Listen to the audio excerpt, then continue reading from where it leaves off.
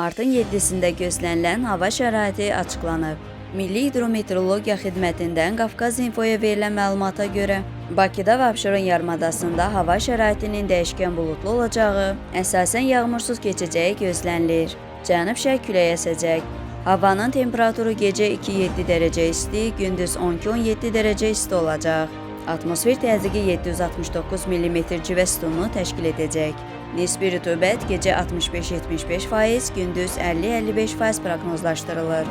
Azərbaycanın rayonlarında havanın əsasən yağmursuz keçəcəyi gözlənilir. Bəzi yerlərdə arabir duman olacaq, şərq küləyi əsəcək. Havanın temperaturu gecə 1-6 dərəcə isti, gündüz 13-18 dərəcə isti. Dağlarda gecə 3 dərəcə şaxtadan 2 dərəcəyədək isti, gündüz 10-15 dərəcə isti olacaq.